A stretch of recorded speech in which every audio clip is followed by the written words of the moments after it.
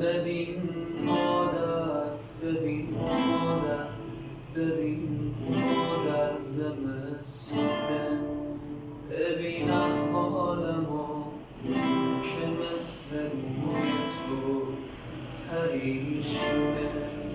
واسم رخت غذا تن کن، همینجا شم روشن کن که امشب حال من عین شب شام غریبونه. حدیثی آیه‌ای چیزی بخون مادر، پریشونم که این جایی از چشم تو پنهونم. اول واکن واسه پروانه های پیر همم، شاید بتونم تیکه ها توی آغوشه بچسبونم.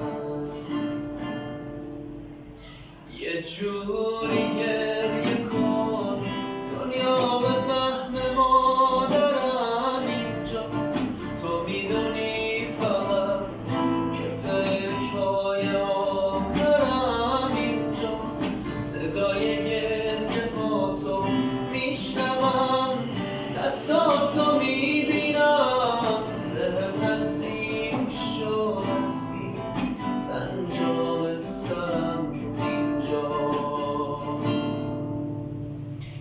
جهان دیوونه‌ای بی درد سر میخواست، من بودم که اهل سوختن بودم، که اهل ساختن بودم.